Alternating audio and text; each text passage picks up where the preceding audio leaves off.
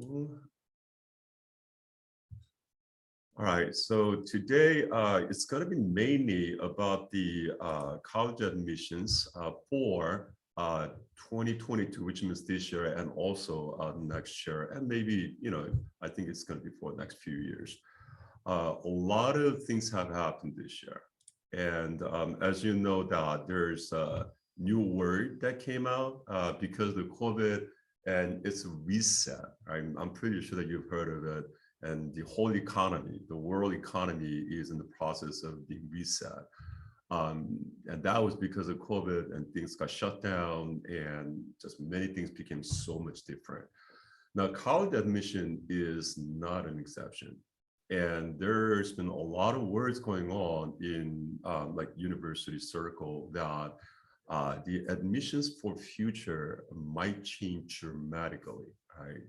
So 11% increase. Now, this is the application numbers that the all American universities received in the year of 2020, 2021 admission.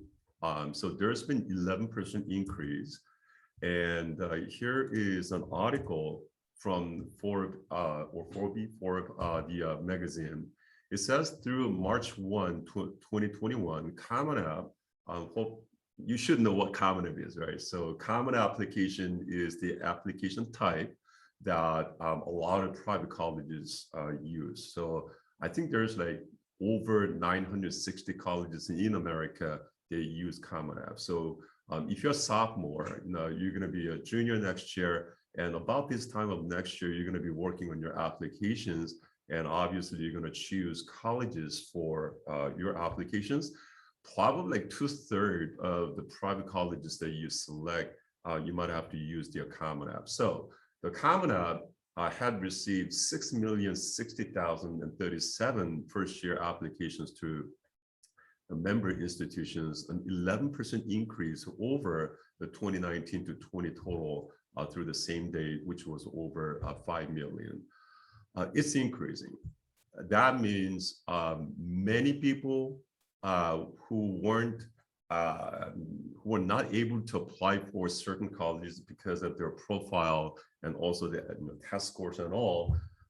As you know, that because of COVID, now many colleges changed their test policy. Now, SAT, ACT scores, it's a humongous the place that or the role which a lot of colleges considered very seriously about that score, for their college admissions. But because of COVID, and as you know, the test centers got canceled, a lot of students just couldn't do the SAT or ACT. So many colleges came out and said, okay, we're going to go test blind or we're going to go test optional.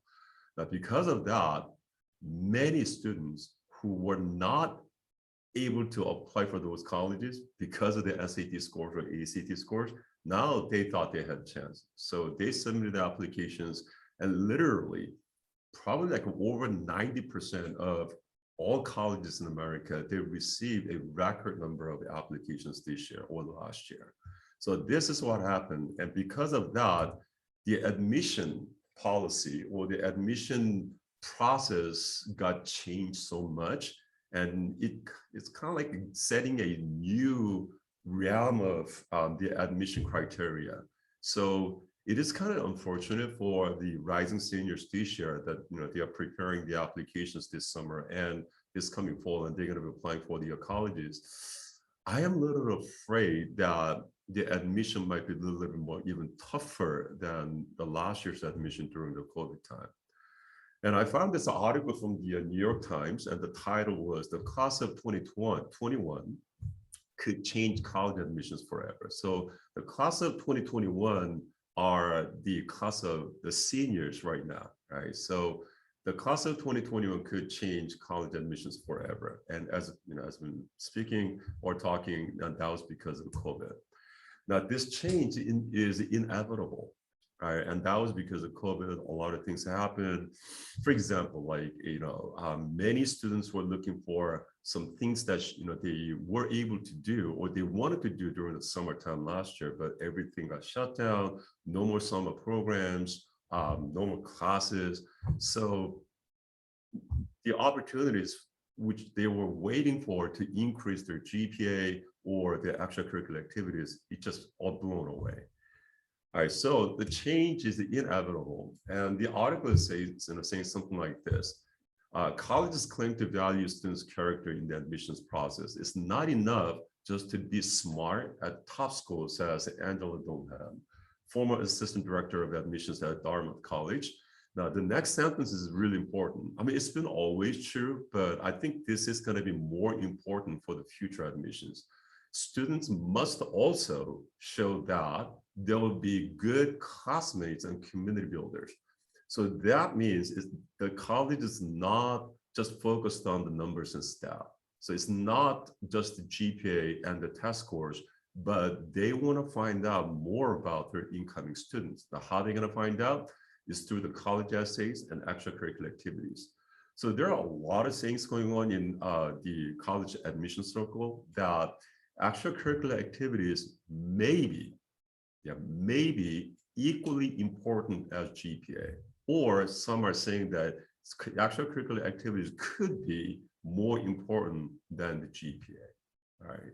So that's because of this statement. Students must show that there will be good classmates and community builders. So because you have like strong GPA, then you are you feel confident that you go to UCLA, UC Berkeley, or Ivy League.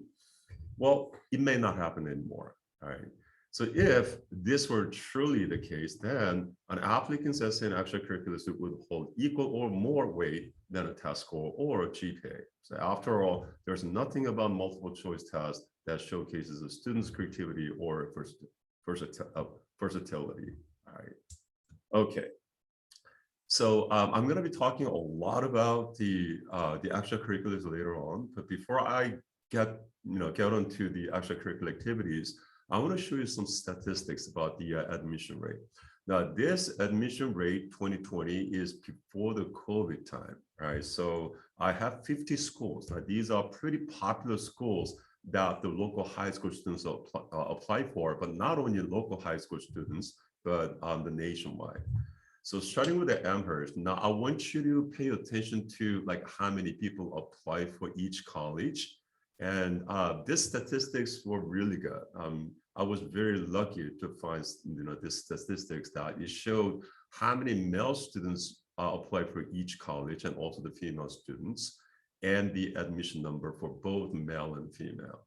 And it shows the admission rate. So I don't have time to go details for each college, but I just want you to kind of like skim through it and see what kind of the admission rate happened before the COVID time. So here, Amherst is a really good college. That's a small size, the liberal arts college in the East Coast, and I mean, a lot of people want to go there. Now, Baylor is in Texas. It's pretty famous with pretty much like every major. But Baylor is more famous with like science or kind of like a pre-med. So many students whose academic profile is not too strong, they select Baylor as their target school, and they apply for it. So the admission rate was like a 45%. Now, if you're interested in pre-med, there is one program which is called BSMD program. That's Bachelor of Science and Medical Doctor program. In other words, it's called 7-year medical school program. Now, Baylor has that program, but once you choose Baylor's BSMD, this admission rate, 45%, no longer exists. The admission rate for BSMD at Baylor is going to go down to under 3%. So that is pretty much the same for almost like every college which offers BSMD. So BSMD, even if it is tougher than you're submitting your application to Stanford or Ivy League. So in order for you to challenge the BSMD program, then your profile has to be very, very strong, okay? Now, Boston College, Boston University, they're two pretty famous schools in Boston, and a lot of students, they want to go there. And so these two are pretty popular schools. Baldwin Baldwin. That's another really good school. But as you can see that the admission rate is like a 9%. So if the admission rate is like less than 15%, then or between 15 and 17 or 18%, then you could consider that school as a hidden IB. So as for the top schools, right? So there is Ivy League, right? And there are many the private colleges which are not which are not a member of Ivy League, but they are almost equally difficult to get into, such as like MIT, Caltech, Stanford, University of Chicago, Washington University in St. Louis. So all these are called the hidden IBs, right? So when you see the admission rate is like less than 15% or around like 15 to 17%, then those are like hidden IBs. And Brown obviously is one of the IVs, so that's 7%. So I'll just quickly go through all these. Now, this is pretty interesting. Now, somehow this person, this institute was really good. So they found out like how many people were on the wait list, right? And then, for example, like at Amherst, they had 1447 students on the wait list, and 762 were accepted. So this is pretty good, right? So it's almost like more than or close to 50% of the waitlisted students got accepted, but only 48 they enrolled, right? Let's see Boston College and Boston University. A lot of them were put on the wait list, right? Over 5,000, but 2,900 were accepted. So this isn't that bad, right? So you apply for these colleges and now you receive the message from these colleges saying that you're on the wait list. Well, don't be discouraged, don't be disappointed. There's pretty good chance for you to get into, right? And actually that's something that happened this year. I had a pretty good number of students because we have a college application program, and last year we had about like 65 students who got the help from us. I don't exactly recall how many students were, but there were like many who were on the wait list for the UCs, but many of them got get in. So even during the COVID time, the admission for the UCs were like really tough, but I guess somehow like the UCs were a little bit more generous that they accepted more people who were on the wait list. Okay, the next group, these are good. So Caltech, everybody knows it, right? So that's the West Coast MIT, and that's one of the hidden IVs, and you can see that the admission rate is like a 6%. Now, Carleton is a very good engineering and like the STEM school, right? So if you do not know that school, then check it out and see if that's that should be one of the schools that you want to put on your college list. Carnegie Mellon is pretty good for almost like everything, but they're more famous with the engineering and computer science. But as far as computer science is concerned, they're nation's #1 or sometimes #2. So between Carnegie and MIT, they always like, fight each other, who's going to be the first, who's going to be the second. Now, Case Western is another really good school to go to. Now, Case Western is also very strong in STEM side. And they're like humanities also not bad, but the STEM side, they're pretty strong. Now, Claremont McKenna, there are 3 private schools down in Southern California. So McKenna, Pomona, and Harvey-Mudd. Now, these are 3 strong science and engineering schools down in Southern California. They're hidden IVs, so they're more difficult to get into than UCLA or UC Berkeley. So if you're interested in like engineering or computer science, that area, then you should check out like McKenna, Pomona, and Harvey-Mudd. Colgate is pretty popular school. It's the liberal arts college, small size. So you can see that admission rate is about like 23%. You wanted the pre-med, you don't necessarily have to go to the UCs. If you go to the UCs, it's just a lot of competitions. So if you go to like school like Colgate, then definitely you're gonna have a better chance to go to medical school. And that's because less competitions, and also you will have a lot closer relationships or the much better opportunities for you to like meet with your professors, have like opportunities for research internship. So I always recommend like private schools or the liberal art colleges, or whether in East Coast or West Coast. So if you can go there, then you're gonna have much better chance for you to prepare yourself better and then apply for medical schools than any of the UCs, because UC is too big. It's really, really big campus. And I mean, I can make a joke out of it. Probably like more than 50% of UCLA students, they might say, I want to be pre-med, or I want to go to medical school. So that's how how competitive the pre-med program is. Columbia, that's another the Ivy League. So you can see that Cornell, that's another Ivy. And this is how many people are waitlisted. So let's see. It's amazing. Like, Cornell, they put almost like 5,000 people on the wait list, and over 3,000 people got in. This is pretty good. Caltech, only 500 and 394 got accepted. So it's more than 50%. Right? So it's very strong. Carnegie Mellon, 5,700 and 3,500 got in. So that's pretty good too. Dartmouth, that's another Ivy. Now Drexel is another good private college, and they're pretty strong in pretty much like every area, right? So that you might want to consider that. Duke, I mean, everybody knows it. Emory, a lot of girls from local high schools, they apply for Emory, right? So it's a beautiful campus, small liberal art college. They're strong in like a pre-med STEM side, but I think the Emory is a little bit stronger in humanities side. Now, Fordham is not too hard to get into school, but they have pretty good programs. Right? So if your profile is not too strong, then you might want to consider Fordham. Okay. Now, George Washington University, they are really famous with like STEM, not STEM side, but like a humanities side. But if you want to be a politician, then George Washington. All right. You want to be a diplomat, George Washington. You want to be a business person or entrepreneur, George Washington, right? So Georgetown, that's one of the really good schools for like, political science, the economics, business, the humanities side. Now Harvard, that's one of the really tough schools to get into. So probably like a Harvard and Stanford, they are like, shoulder to shoulder or neck to neck. Probably two most difficult colleges to get into, okay?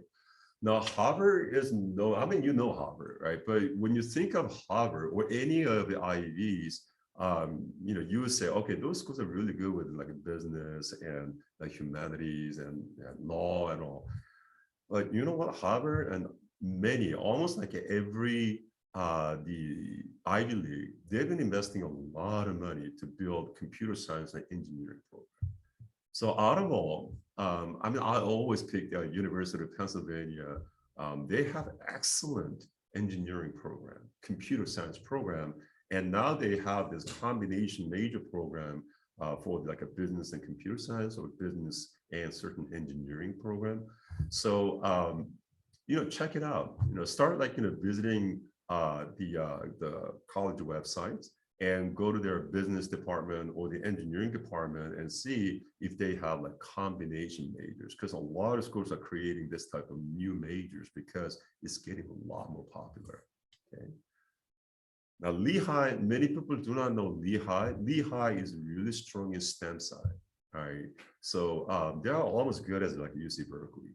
So that you might want to consider it. And same thing here. So a lot of people are put on the waitlisted, and let me see, Georgetown. I mean, that's like one of the top schools that a lot of like, students who want to do law or go into like the politics, they think about the Georgetown. So 2,400 and 1,540. So that's pretty good. And MIT. So 1464 applied, and they got they admitted out of 21,000, so it was like 6%. Now I'm going to show you later, but MIT's admission rate for this year or the 2021 admissions, it was dropped. It was lower than 6%. NYU, the New York University. That's like probably the most popular school that, especially the girl students from like locally, they apply for. I guess like every girl wants to go to like in New York or so. Okay. All right. So Northeastern, Northwestern, they were all good. Now Pepperdine is kind of like an easy school to get into. Now Pepperdine is in Southern California. They have beautiful campus right above Malibu Beach. I don't know whether you'll be able to study or not, but it's just a beautiful campus. They're pretty famous with the business program. So you might want to consider that school for business major. And Princeton, that's another IB. Now RPI, that's the Rensselaer Polytech, the institute. I think that school's in New York. The pretty famous with engineering and computer science. You can't miss that school if you want to go into, you want to major in like engineering or computer science. You should have that school on your list. Now, Rice University's been like a rising star. So since I think for the past like decade, they became so powerful, so strong, and now they're like a hidden IBs. So Rice is really famous with the engineering and computer science, but their pre-med program is also very, very good. And also, I think that they are investing a lot of money into like a business major. So they try to build up their business department or the business major department. So as you can see that admission rate is like 8%. So they are hidden IB. And I'm kind of curious, okay, so even MIT, now 460 people were on the wait list, but 383 got in. It's really interesting that nobody enrolled. That's interesting. All right, Rice University, 2,700 were waitlisted and 1,800 accepted. So that's pretty good. So here is Santa Clara. A lot of people are going to be applying for Santa Clara. So Stanford, as you can see, the 4.34%. Okay. All right. So this is pretty much the statistics for all these colleges before the COVID time. Now, this is the UC admission rate. Now, this is also before the COVID time. It was the 2020 admission rate. And you can see that all these campuses, UC campus, these are pretty, traditional admission rate for each, the UC campus. But what I want you to pay attention to is the GPA part, right? It says for UC Berkeley, 4.13 to 4.3. So what that means is that this GPA is from 25th percentile to 75th percentile students' GPA. Now, because you are coming from like San Ramon or Northern California, especially like this area. So if you go to Cal High, DVHS, Dublin High, or Amador, you are not at 25th percentile, but you are at 75th percentile. So from DVHS, you want to apply for Berkeley with any kind of major, then you kind of have to have 4.3 GPA, right? So that's something that you should be careful with. Sometimes students come and they say, Mr. Rim, I checked UC Berkeley website and it says if I have like 3.7 GPA, then I could still apply for UC Berkeley. Yes, you can. But if you're choosing probably like most majors, you're not going to be able to get it. All right. So be careful with the GPA requirement. Okay. So Davis and all. So this is from the last year. Now, this is the admission rate for this year, which is 2021, and this rate is specifically for regular admissions and early admissions. So there are two different admissions that you can do. So regular admission, meaning that you're submitting your applications by the college's traditional the deadline. So traditional deadline meaning for like a UCS, it's going to be November 30th. 98% of private colleges, the deadline starts from January 1st. So if you're submitting your applications by the general or the traditional the admission the deadline, then that's called the regular admission. But there is an early admission. Now, early admission, you can do it when you have really strong profiles. So very good GPA, very strong test scores, and very, very good extracurricular activities. then you could submit your applications in October. Usually the deadline for early admission is like November 1st. So you submit your application in October, and this school is going to come out with their answers starting from like December 15th. Now that's called the early action. What would be the biggest benefit if you do early? Well, you will have a much higher chance to get in. So this is what happens. So as you can see that there's a clear difference between the regular, which is called the overall or the regular the acceptance, compared to an early action, early decision. Now, early decision is another type of early application. So there are like three different early admissions or the early applications for early admission. So one is called the early application, early decision, and there's restrictive early. Now, I'm not going to go into this, but just say, know that there is an early admission that you can do. And if you do early, then you're going to have much higher chance to get in. But what's the trick, or what's the condition? Your profile has to be really, really good, okay? So same thing all here. So Boston College, Boston University, and all these colleges, they offer either early decision or early action. And then you'll have pretty high chance to, or higher chance to get into all these colleges, okay? But not all the top colleges offer early. Some of the mid-tier colleges also offer the early actions, right? So I think there are like more than 450 colleges in America, they offer the early action applications. So this is the rate. Now, this is the admission rate comparison between the 2021 and 2020. So this is this year's or the last year's or this year's result and the before the COVID time. So all these colleges, you could see that many of them, the admission rate was lower this year than the last year's. And obviously that was because of COVID and because of, the overflowing number of applications that all these colleges receive. Now, this trend is going to continue for this year, and it's going to continue for next year's admissions. So if you're a rising senior right now, then you're going to have to expect that there's going to be either the same or heavier the competitions. And if you're going to be rising junior next year, then pretty much the same thing's going to happen. So you could see that almost like at every college, they had a pretty like a low admission rate. Okay. Now this is for the UCs. So the comparison, the admission rate comparison between 2021 and 2020, and you could see, excuse me, that this year's admission rate was either a little low or way lower than before the COVID time. Now, UCs, I guess it wasn't just because of COVID. Remember like last year around like March time, UC had made an announcement that they were going to go test blind. They were not going to consider SAT or ACT scores anymore.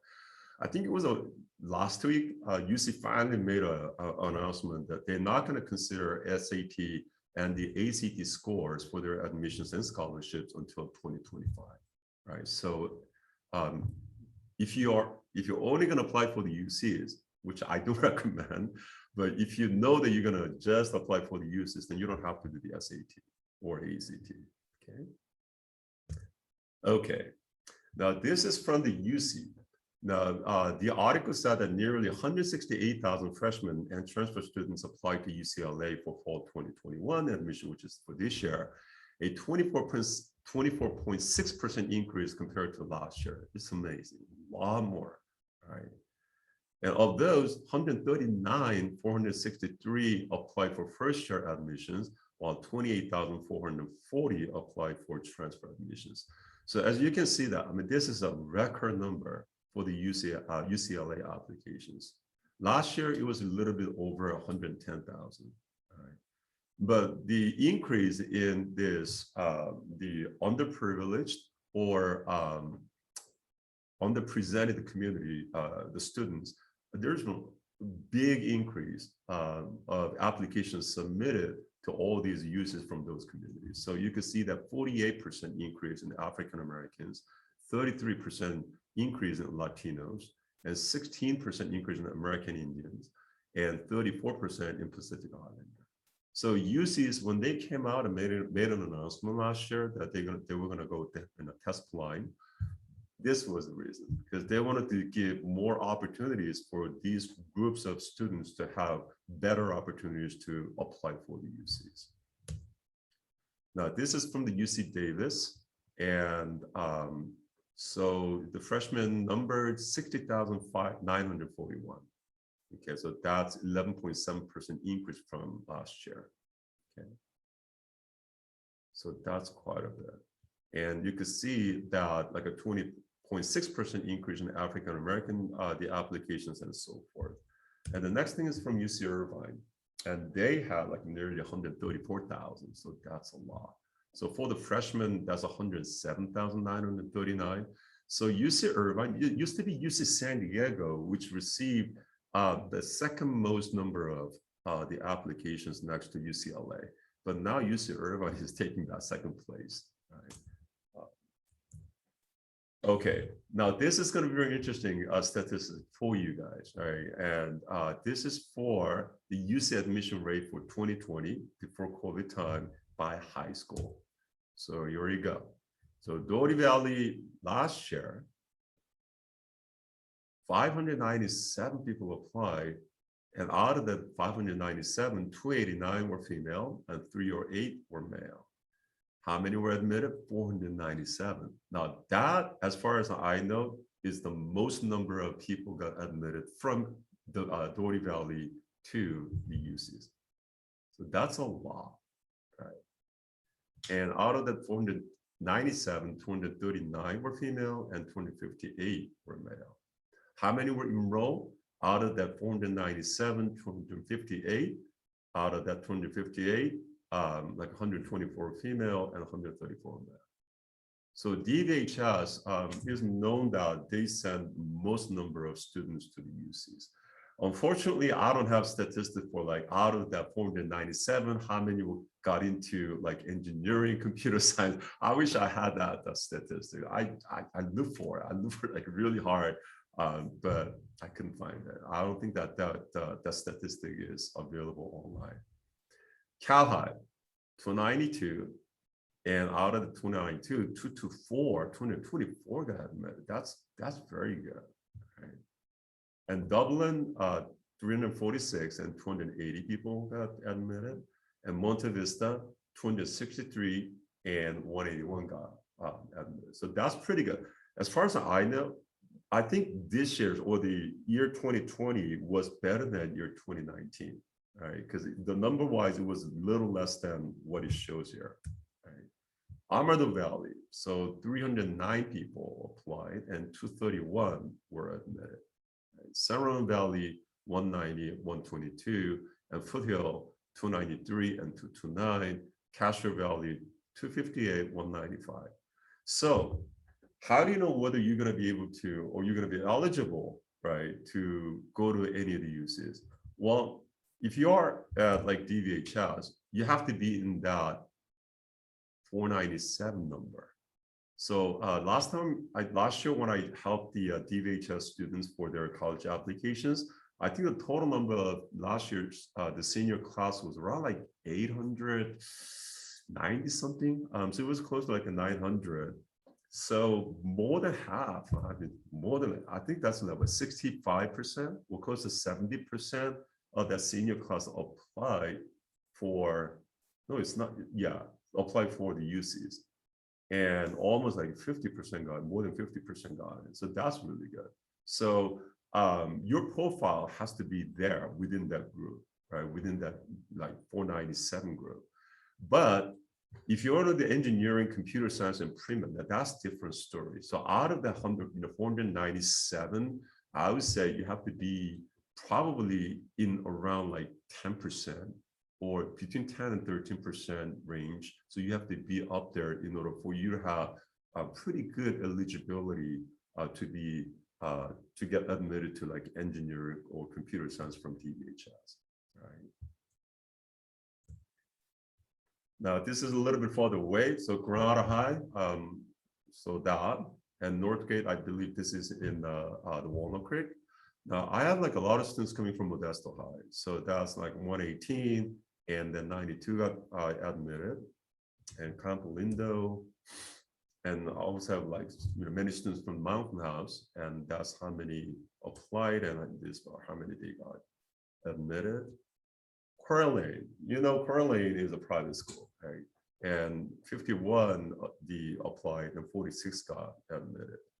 Okay, and you can see that is a lot less number, and that's because both schools like Athenian and Coeur d'Alene, a lot of students want to go to private instead of UCs. That's why the other number is low. Now this is from Sacramento area. So Folsom is one of the largest, very strong. It's like a DBHS in Sacramento. So they're pretty strong in academics. So that's how many applied and how many got admitted. So I'll just move a little bit faster on this. Okay, now this is going to be pretty interesting because I have a statistic for UC admissions by major choice, right? But not acceptance rate, but this is like an enrollment rate. I try to look for the acceptance rate for each major choice, but it just UC did not post it, okay, or did not post it. Now, as far as majors are concerned, now this is something that I want to show you, because when you say I want to do like a bio major at UCLA, it's not just the one major, right? So there's going to be a lot. So the first thing that you're going to notice is that when you work on your applications and you click UCLA, now you're going to find these kind of different schools. So at UCLA, there's the college. Now they changed their name. It used to be the School of Letters and Science, but it looks like they're not using that name anymore. So it's the college now. And then there's a School of Arts and Architecture. So UCLA, UC Berkeley, I believe. If I'm not mistaken, these are only two schools. I'm not about like UCLA maybe, but UCLA and UC Berkeley are the schools which have architecture major. None other UCs have it. And then School of Engineering, right? And School of Music, School of Nursing, and School of Public Affairs, and School of Theater, Film, and Television. Now, major-wise, the college has most number of majors, right? So here you say, well, biochem is only one, and biology, here UCLA only offers one biology. But if you look at UC Santa Barbara, UC Irvine, then you're going to see different types. UC Davis, they have different types of biology. So you kind of have to choose which one that you really want to do. So if you're a rising junior right now, then you might want to gain a little bit deeper knowledge about the major choices, and that will help you to build better type of extracurricular activities for your major choice. Why is it? I'm going to talk about that later on. Now, I was a little, it happened last year. I was very surprised to find that UCLA now has the business econ major, because then we could say, okay, business major there is at UCLA, but this business major is not like business major at the UC Berkeley though. So you can see all these kind of major choices under the college.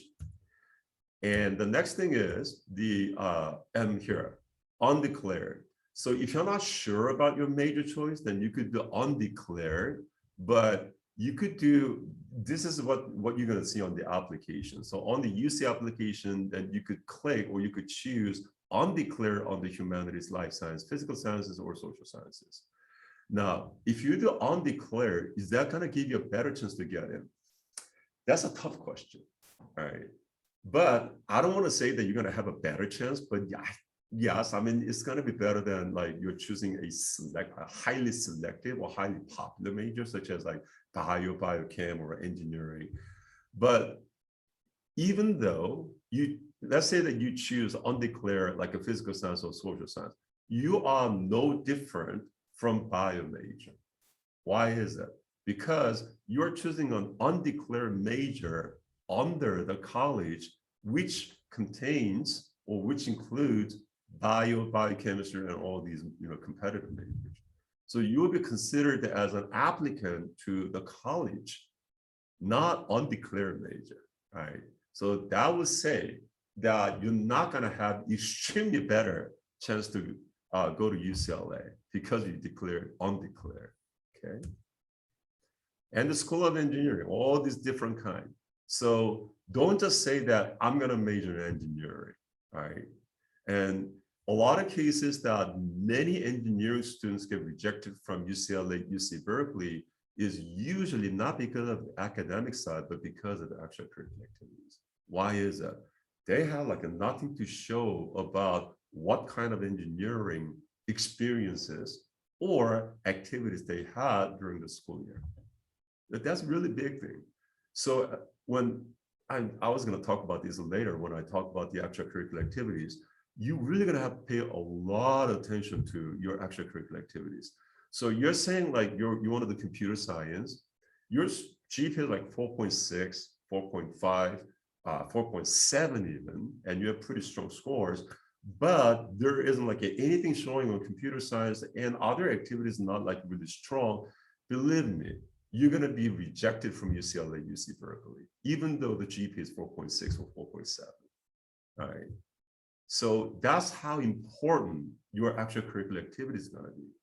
And also, let's say that you have like many activities, and these are pretty good activities, but there's nothing about computer science, nothing about engineering, but you're saying, I want to do computer engineering, or I want to do electrical engineering. That would be a really, really big challenge. So I hate to say this, but if that's the case, then I would say you will have about like 70% that you will be rejected. So the extracurricular activities is very, very important. And one of the things that the UC did 2 years ago about their application was that they changed the format, the application format, especially what do you call that?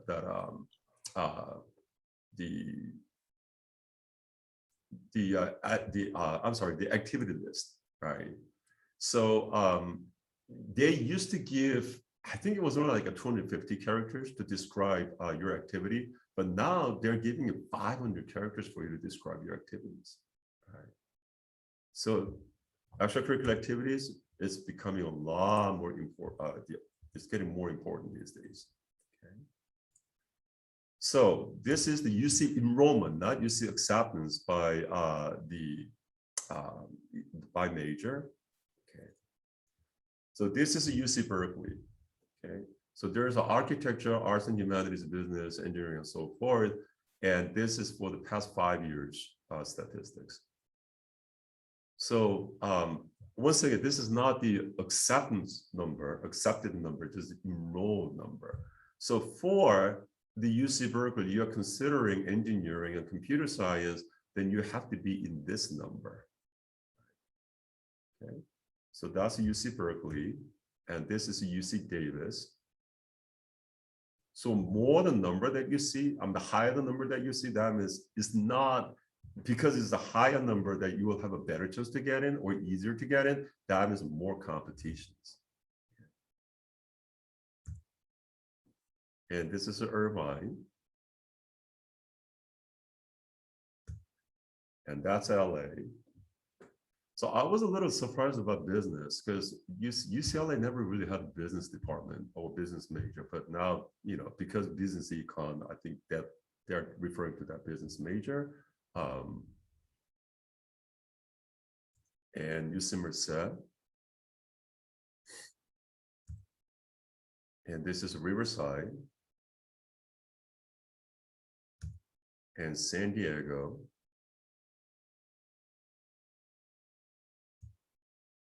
And Santa Barbara. And last but not least, that's the Santa Cruz. So many people kind of like measure, in a way,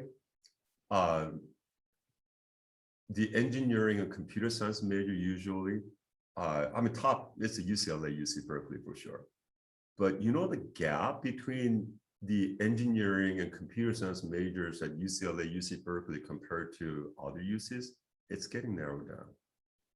And that's because the computer science industry, engineering industry, I mean, it's booming up, right? It's because of high tech. So the schools are not stupid, right?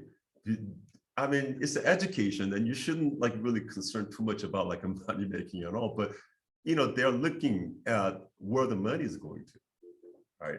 Because number one reason that you want to go to college is because of your job, because of your career, right?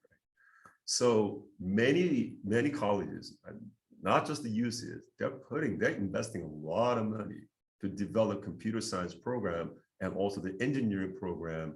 And as I mentioned before, like combination, the majors between like business and like computer science or the engineering.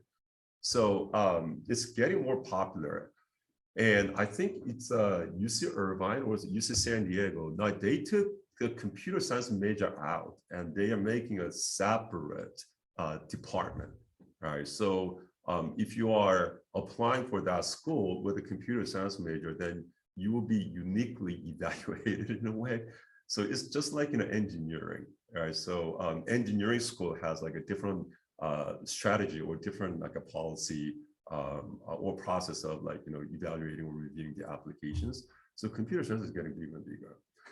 And about like 2 weeks ago, I obtained this news from UCLA that when we help our college application students, we recommend that, okay, because your profiles are not too strong, let's not do computer science, but let's try to choose like applied mathematics or data science so that it will open up a little better door for you to get into like UCLA or that school.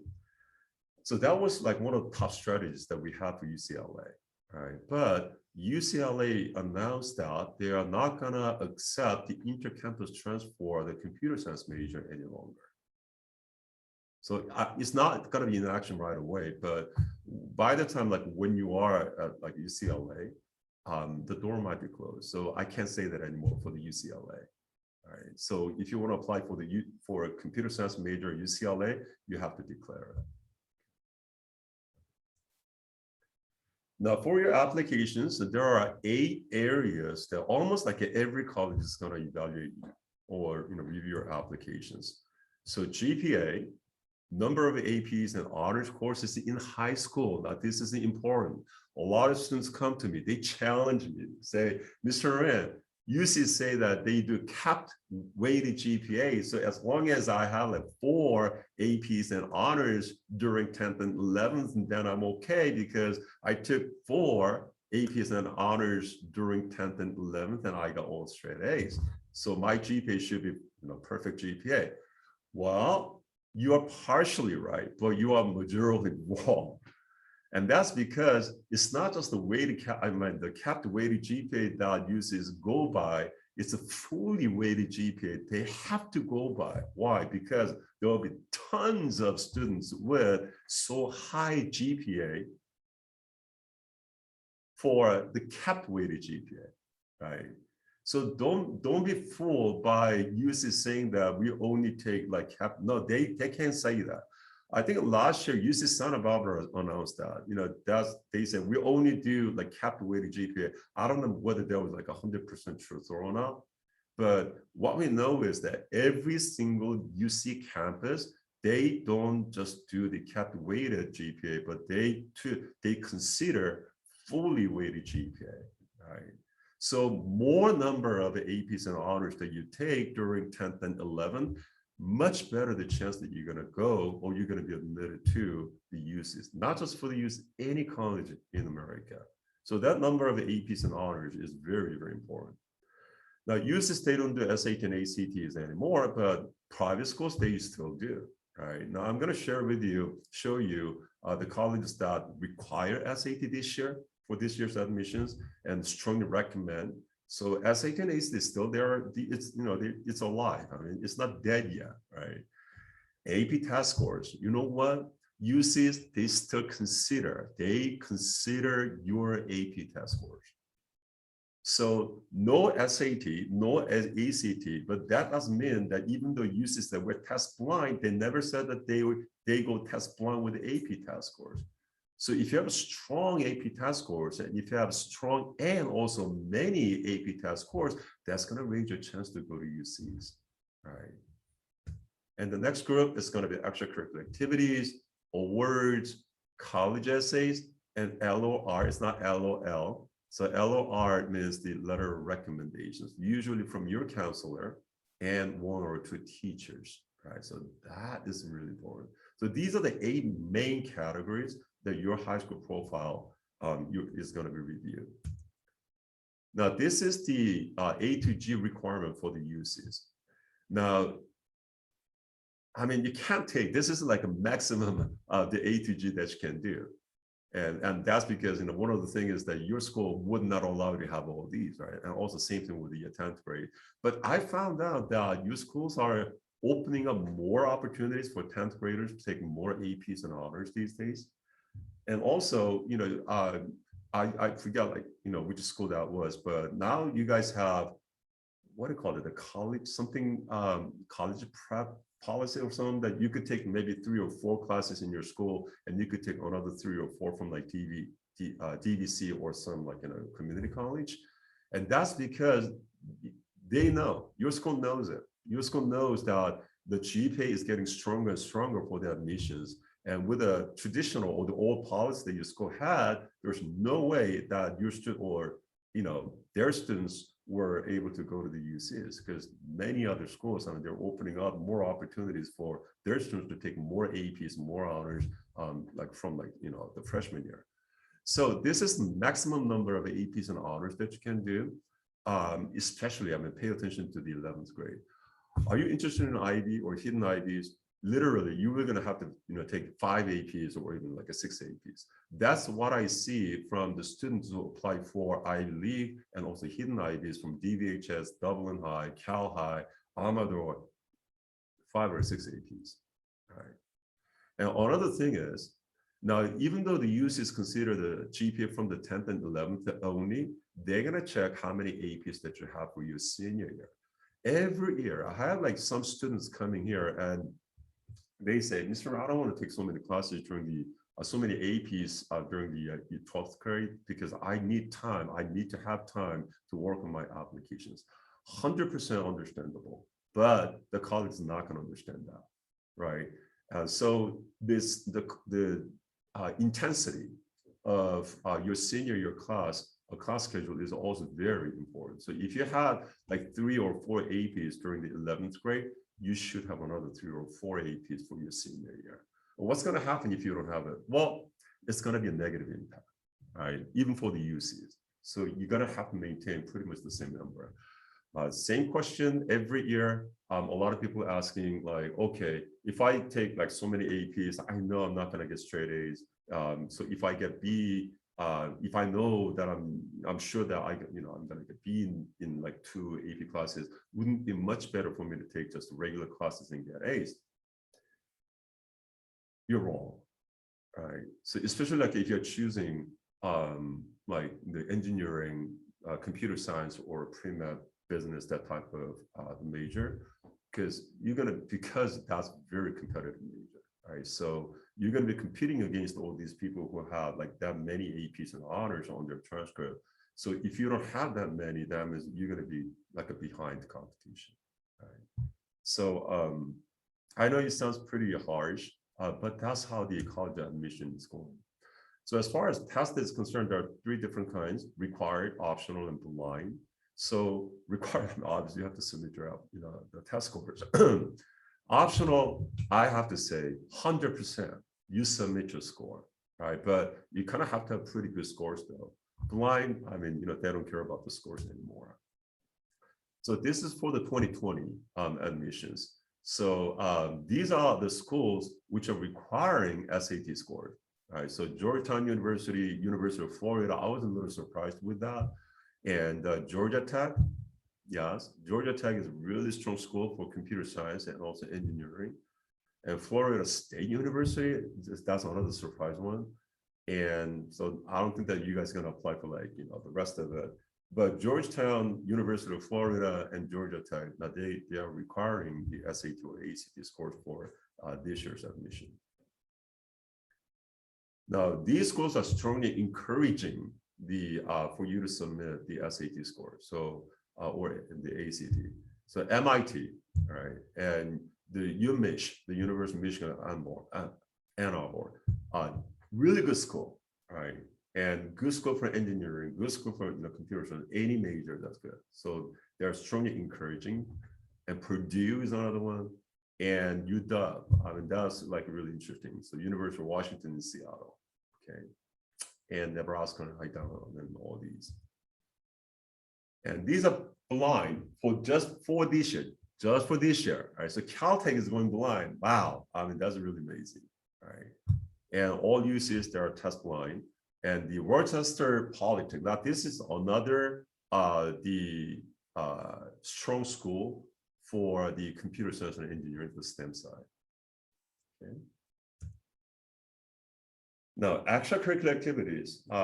This is, as I said before, it is extremely important.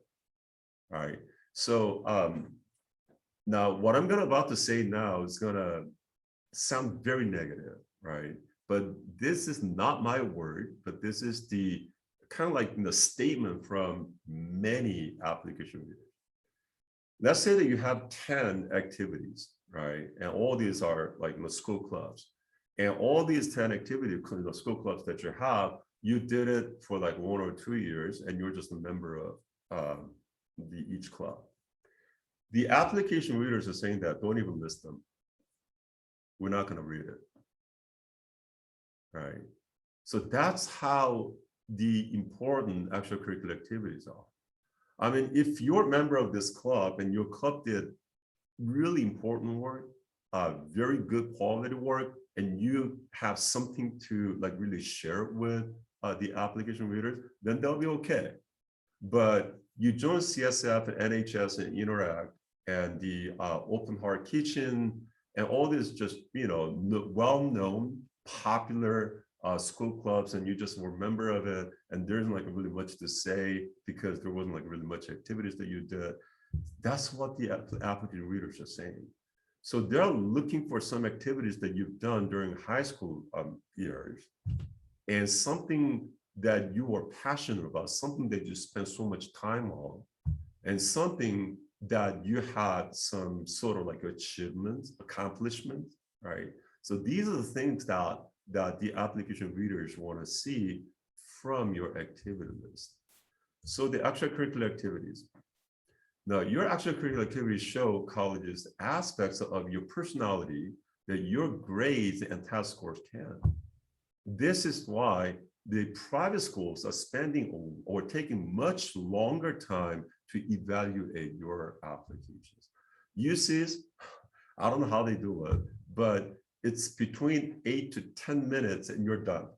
Your application is reviewed, and they're gonna make a decision whether you're in or not.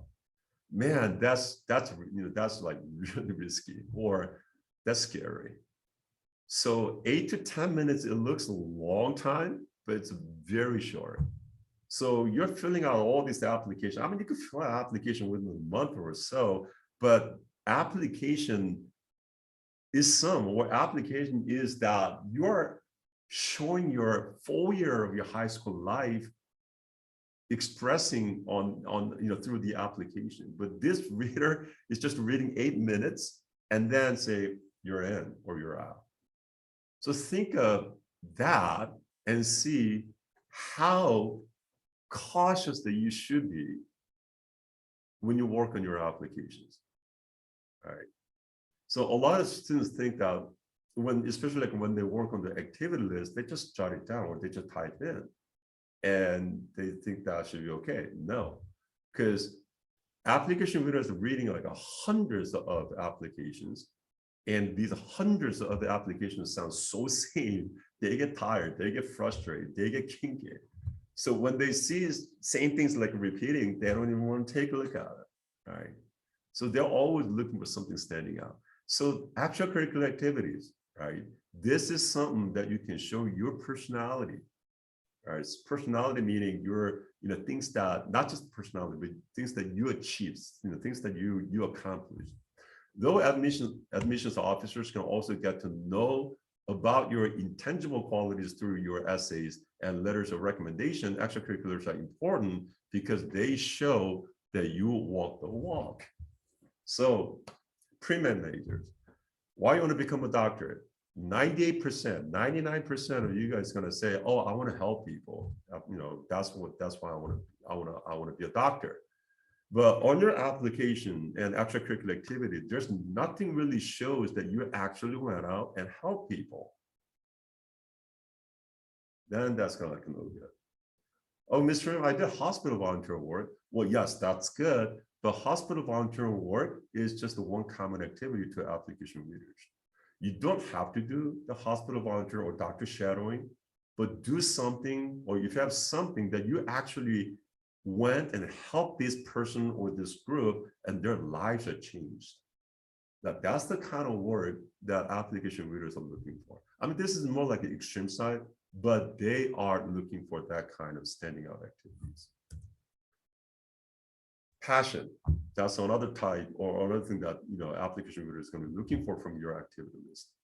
Your activities are supposed to be a reflection of you and what you care about, right? Admissions officers can usually tell when you're just doing activities to pad out your resume. Colleges love students who are passionate because more often than not, they are the ones who will stick with something through thick and thin and go on to change the world. It's a big thing. It's a humongous thing, changing the world. But you know what? Literally, almost like every college has this kind of principle on back of their mind when they review the incoming applicants' applications. All right. You can show passion by focusing on a couple activities and delegating a significant amount of time to them. All right. Leadership, that's another aspect of the extracurricular activity. Now, leaders are the people who will be at the forefront of change and the first to take on new challenges. Remember personality, they're looking for this. Now, since colleges are looking to educate and shape the leaders of tomorrow, they love to see students who are taking initiative to be leaders through their extracurricular activities. Now, you can do this by leading a group or an activity, being in charge of a project, or otherwise motivating or directing other students. Okay. So they're asking a lot. When I went to UCLA, I didn't have to take any of this. So I jokingly say that I don't know what colleges are thinking of these days. I think, colleges are thinking of you guys as like a superhero. My goodness. All right. Captain America, Iron Man, Dana. Right? I guess a new movie is coming out this November or something, right? It's an exciting movie, I think. But that's how they're thinking of you. Impact. How have you changed your activity for the better? Now, have you expanded membership or the amount of activities your extracurricular does? If you saw a problem, did you fix it? Once again, colleges are looking for the people who are going to change the world someday. So in your activities, you can show them that you are the type of person who takes something and leaves it better than you found it. So this kind, I'm saying it again now, not everybody can have this kind, right? But they have this level or different dimension of evaluating whether you did something like this through the activities that you had during high school years, all right? So you don't necessarily have to have this officer position for 4 years in high school and multiple, the officer position. Well, you may not be that type. You may be either introverted type of person. You're not like really, outgoing person, socializing with everybody, always taking this leadership position. You really don't care about it. Well, there is another way for you to show your passion, another way to show your interest or your leadership, right? Even let's say that you're extreme, kind of like introverted type of person, right? Because they know, the application readers are trained to read your applications and verify or find out like what kind of the personality quality that you have. So there are 6 qualities of extracurricular activities. So leadership and initiative, now that's really important. So if you get, if you get an opportunity for you to become a leader, just go for it, right? And impactful passion, so involved in meaningful activities that significantly and positively affect their family, school, community, and beyond.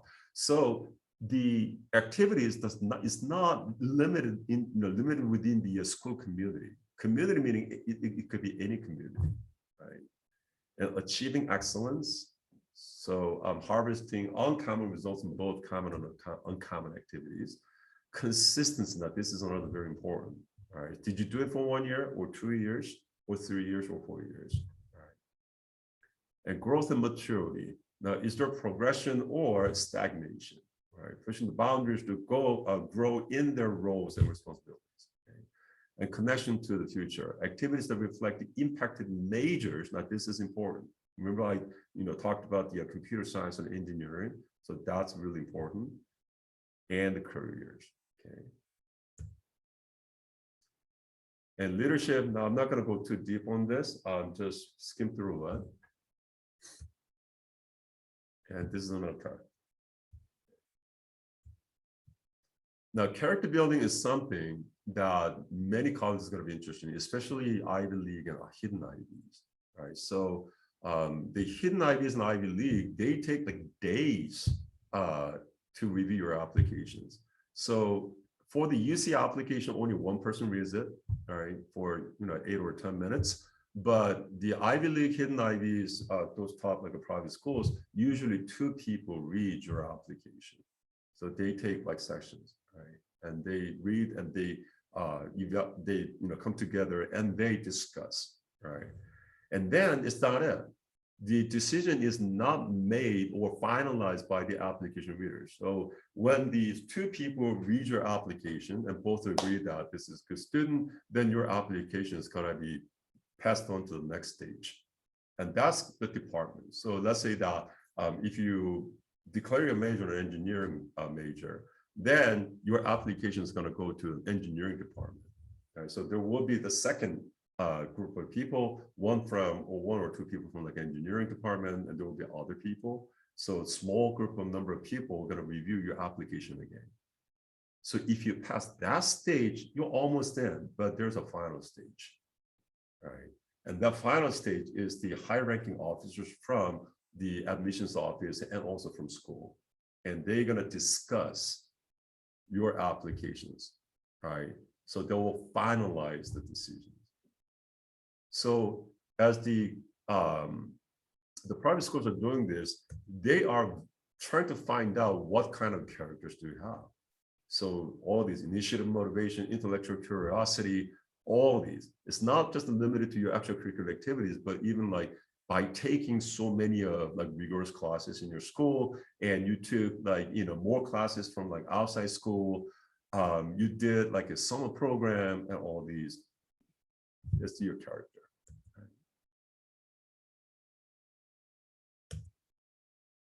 Now, these are the common activities. So clubs, organizations, community service, and volunteering work, sport, dance, and martial arts. I get like around 800 students every year. And out of the 800, without any exaggeration, I think 2/3 of them are all martial arts. So they all have like black belt, first degree, second degree, so amazing. Music and art and academic competitions. Now that's a little bit more like uncommon activities, right? But the DACA, HOSA, and all these within school, so those are still the common activities. And paid jobs. So you're doing tutoring, you're working at the clothing store. This is common activities. Now, summer internships and programs, depending on which one that you're going to choose, it could be common or it could be uncommon. Right? So these are common types. Okay. Then you might wonder, Mr. M, then if I have a common activities already, shouldn't should I just skip those? No. If you don't have any other or anything else to put them on your application, you should go ahead and put them on. But right now, what I'm saying is that if you're like rising sophomore, rising junior, you have time to build strong extracurricular profile, right? So as I'm giving you all these like, tips and like hints and all, try to think of what kind of the extracurricular activities that you should do when the school starts. Okay. Now, hospital volunteers. A lot of students think that a hospital volunteer is one special type, but it is not. Right? I mean, it's better to put it on than those people like who do not have it. But from the college perspective, they expect you to have little, something better than just volunteering at the hospital. So these are all. Now, these are uncommon activities. So out of all the club activities, if you can start a club, that'll be a different story. So DVHS, I think you guys have like over 300 clubs. That's a lot. And what do I have to create more? Yes, you should. I mean, don't care about like 300 or 500 out there. You are creating this club because not only you're passionate for this thing, but you could, you could see that, you could actually put impact on your peers. So finding a club, that's pretty good. And all these things. And these are more active. Are you good in math? Are you good in science? Do Science Olympiad or Math Olympiad or AMC, the competitions and contests. Now, this is really important. Are you good in writing? Do writing contests. A lot of students who got into the Ivy League and like hidden Ivies, they did pretty heavy writing contests, right? Now, this summer education programs and research opportunities and summer school program, these are really, really important things. So if you're a rising junior, then you should look into these kinds starting in like late November to December time. And all these programs are going to require the application package. All right. And the deadline is going to start from January and February. So make sure that you apply. And if you get into any of those challenging programs, then yes, it will be really, really wonderful. All right. So I would say out of all these three, probably the research is going to be the top choice, research or internship. And then summer educational program, one of them is like, I'm going to talk about it later, but it's called the Cosmos from UC. So UC Davis, Irvine, Santa Barbara, Santa Cruz and San Diego, they offer a Cosmos program. Very challenging program. It's a high-level STEM program. A lot of people are going to apply, and so admission rate is really low. But if you can get in, then that's going to be really, really good for your applications. So these are standing out activities. This is different from uncommon activities. Very challenging. So I see that many students who did or who are doing like Berkeley ATDP, that's pretty good. All right. So these are more like standing out activities. So here are the summer programs. Now, Bank of America internship, I'm not sure whether they still exist or not. During the COVID time, obviously they didn't do it, but that's like one of a heck of a difficult program to get in. But yes, I mean, if you do it, it's really good. Girls Who Code. Now, this is not your high school club. This is a program outside school, right? So if you do this during the summertime, you'll be pretty good. And it said the elite activities. Now, this is not the activities from elite, right? But it's just called it elite activity, meaning that it's much better than standing out. So these are the kind of things that you could do. And once again, there's some programs, so internship, research, academic programs, and pre-college. The pre-college program, you're taking certain classes from the college, and it's still good. All right, some schools, if you do pre-college, then they're going to give you a college credit. Not for your high school transcript, right? This is for the college credit, but pre-college, that's another good program to do. Okay, so I talked about the Cosmos and all. And these are some, like a Stanford, there are like a lot of programs that Stanford offer. Now, one thing that you have to be careful with is many colleges offer like the summer programs, and they're really expensive, right?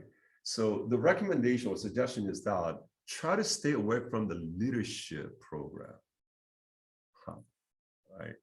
Leadership program usually is like 1 week or 2 weeks. So what we suggest is that if the program is less than 2 weeks or 1 or 2 weeks, we usually say don't do it. It's just a waste of your money. unless it is well known. It is just, the traditionally very popular, very well known program, then that's okay. Because all these programs, it's going to cost your parents from like $3,000 up to $10,000. That's a lot of money. And also there's a traveling cost. I mean, right now it's a virtual, but like next year, the thing's going to go back to normal. And then this program is going to be open for like an in-person, right? So you have to be there. So just make sure that the program is like for 3 weeks and more. So, and also, yeah, so those are pretty good programs. But leadership, it's pretty challenging because I had a chance to talk to a person who did the UC Berkeley application meeting. And he said that, okay, leadership program, we know that. I mean, it's a pretty good program. It's, pretty beneficial program, but are you going to be a leader after taking that program? So after attending or participating in that program, and then, that program like impacted your life and you're like completely changed. So, after the program, your life was changed and you do like a lot of things. Then yes, it's good. That leadership program, then you could put it on your application and you could, write an essay about it. That's really good. But usually just a leadership program is designed that, I mean, you're exposed to many different leaders, their experiences. So you'll be gaining a lot of knowledge. But if you have a choice between leadership program and internship or research, definitely internship or research should be a better choice. Okay, so since I don't,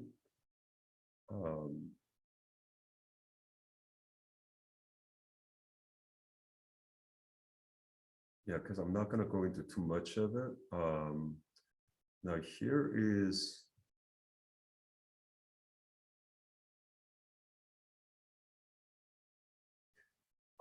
during the COVID time, a lot of students said that they couldn't do so much that, but the college had a different perspective though, because they actually look for the activities that you are able to do from home.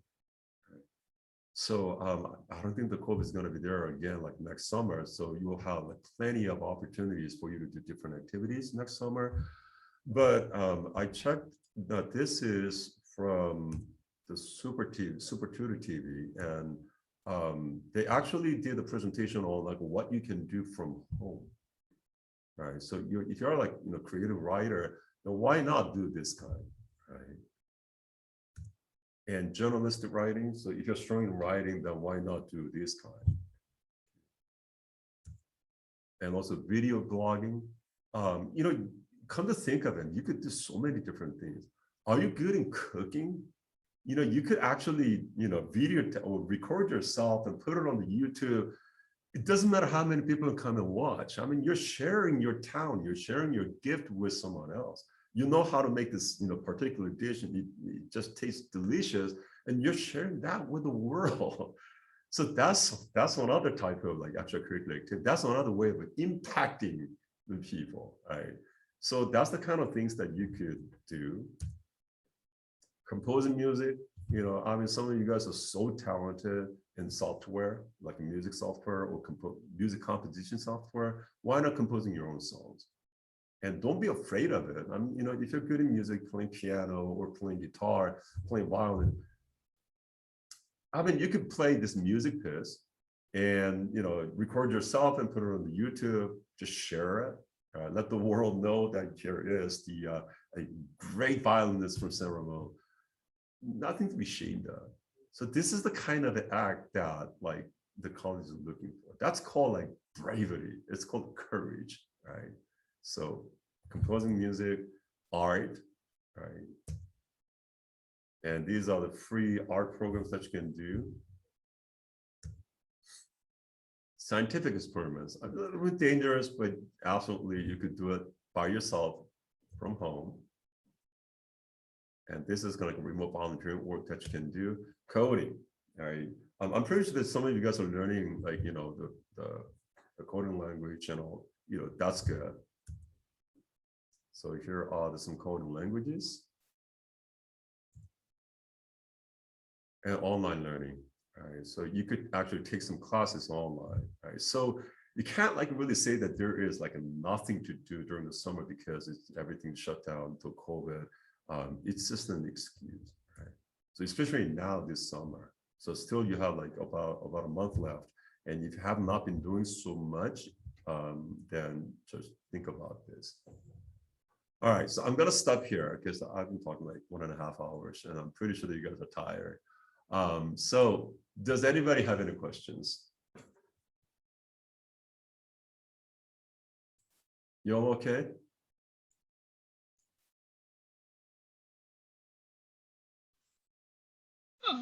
Sam, are you going to share this recording? Right, so I'm gonna share the PowerPoint with you, but it's not gonna be what I used. I have to make a shorter version of it, but yes, I'll be sharing with you. In last meeting, you have mentioned that you have 3 programs for the college applications to fill it, right? The college applications? So for that, to help for the college applications, for the essays, all those things. Right. 3 programs, yeah. Uh-huh. So how to get the more information on that one? Have to send email to you? Or how yes, could you contact the front desk and just tell them that you're interested in a college application program? Then either they will send you an info, but otherwise, I think they're going to try to set up a meeting with me because I usually have conference meeting with the students to introduce our college application program. Okay, I got it. Yeah. Okay. Anyone else? Okay, so it was a lot of information. Hopefully, that this was, somewhat like informative for you to get to know, what you're facing when you're like, the time that you're going to be applying for the college applications. So it's not just the SAT scores. It's not just your GPA, right? So the colleges are much more interested in you as a human being. So I know this may not sound good to, for you guys to listen to, but if you've been like kicking back, pretty like, kind of like an easygoing, whatever comes, then I'll just do it. And you're thinking about like top schools, not like necessarily like Ivy League or Stanford, but even like UCs, right? And you're thinking about like computer science or engineering. I have to say, you better wake up. And the door is going to be really narrow. I had many students last year. They did computer science and engineering, but they got rejected. Their GPA was like 4.6, and they applied for like Berkeley and LA and other top schools, but they got rejected. So try to build strong, not just the academic side, but try to build really good extracurricular activities. Okay. All right, so it was a really long hours, and I really want to thank you so much for staying until the end. And so if you have any other questions or any personal question, after hearing all this out, and if you want to ask me questions in private, then just call the front desk and schedule an appointment, and we'll meet and we'll discuss your question then. Okay.